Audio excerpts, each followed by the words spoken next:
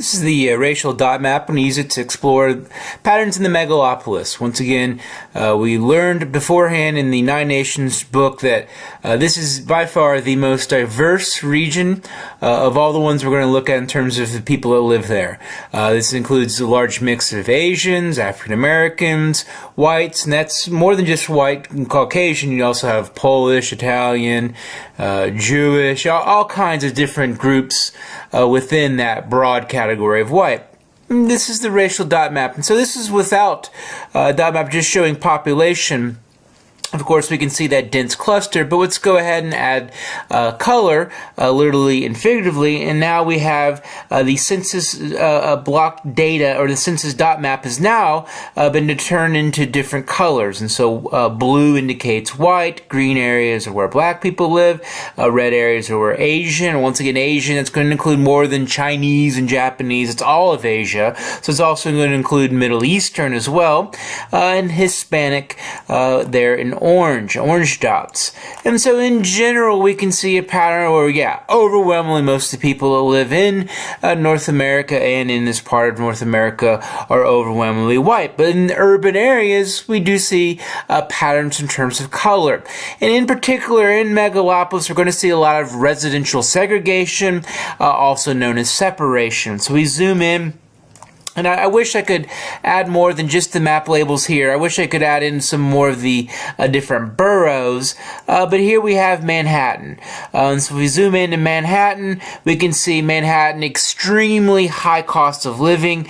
And so wherever we're going to see high incomes, we're also going to more often than not see red dots and blue dots. And the red dots indicate Asian, the blue dots indicate white. And so here's Central Park, and we can see the dense urban area that is Manhattan. You go to the north of Manhattan, you get a little bit more of these green dots, and the green dots represent, in this case, Harlem, the neighborhood of Harlem, which in many cases might be the origins of hip-hop music. We also see north of Manhattan is the Bronx, and so Bronx is overwhelmingly Hispanic. So we can start to see some residential separation. Like I said, in the most part, where we see blue dots and red dots together, we're going to see a large pattern there of Asians and Caucasians living in the same area. Here we have Brooklyn, very diverse. Brooklyn diverse, but within the very diverse area that is Brooklyn, we do see some patterns as far as residential separation. Some orange over here, so Latino/Hispanic. Some diversity throughout these neighborhoods here, a lot of orange and blue, but we do see missing are green, and so green much more clustered, and so African Americans much more clustered in certain neighborhoods of Brooklyn, whereas in other areas is definitely much more dispersed. As we go farther out, the dots start to decrease, and so that means we have lower density homes and residential separation now is much more dispersed. So here we have Levittown, neighborhood of Levittown, which I talked about beforehand in terms of suburbanization. This is the first mass suburbanization, Levittown, today.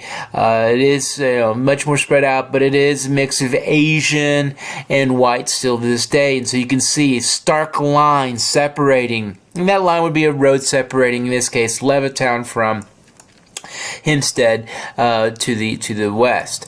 Now let's go to another area of the Boss Wash and Megalopolis, and let's go to Philadelphia. So Philadelphia, here's originally the settled part, so South Philadelphia, very ethnically diverse. Here's where the African American community originally was.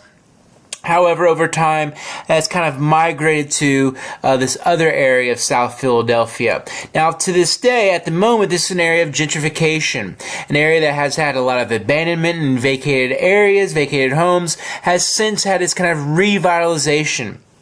And you're starting to see that in particular areas. Here's the center city. Here's the downtown area of Philadelphia. Here's where all the touristy stuff is of Philadelphia. Here's where the Rocky Steps are. Here's where the Liberty Bell is. But you can also see this dense area of red, and that is Chinatown. Chinatowns have kind of become touristy areas more than kind of or what they used to be, but nonetheless, we can still see that dense red area there in the central city. Going north of in Philadelphia, the downtown here, very, very, this is called the Philadelphia Badlands. This is, a lot of drugs, a lot of crime in this particular area. This is an area that's had a lot of out-migration, both of jobs and people over time, and so over time, lower income individuals have moved in, and more often than not, lower income individuals, a lot of new immigrants who have settled and claimed in these areas that have been abandoned over time. But these are areas still with a high amount of crime. Also, you got this little pocket right through here, a little bit of white and red dots, and so that's a university. And so Temple University located over there. Over here, West Philadelphia, born and raised. If you're a Fresh Prince of Bel-Air fan. And so this is a large African-American community here in West Philadelphia, with the exception being this pocket right there, and that pocket is where the University of Pennsylvania is. And so anytime you see universities, you're often going to see also Asians and whites mixed in as well. And so Asians in particular are dead giveaways that we could have a college area there. If you don't believe me, then we'll go to the south. We'll go to Baltimore, and we'll see this more in depth. And so Baltimore has this particular pattern, which we have African Americans, a lot of residential separation / segregation here.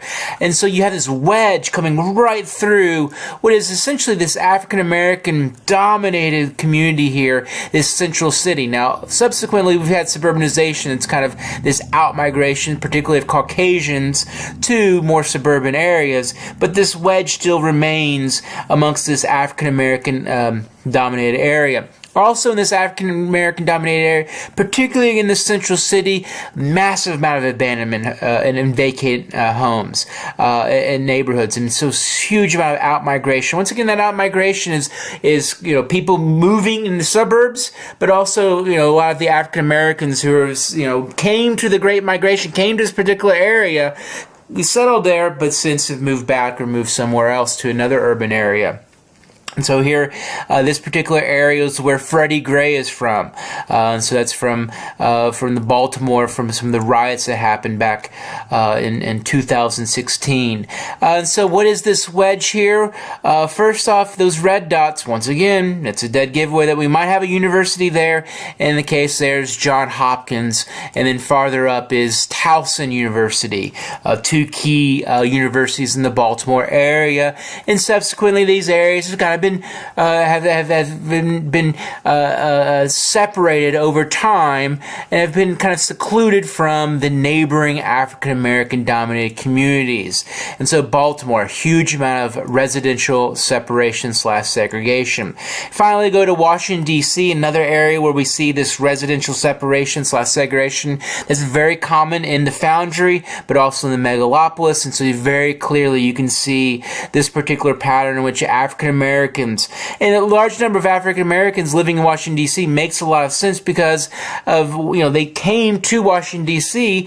after the Civil War, during the Great Migration, and this is really, really close to the South. In fact, this is, some would argue, the most northern city of the South, of Dixie, is Washington, D.C.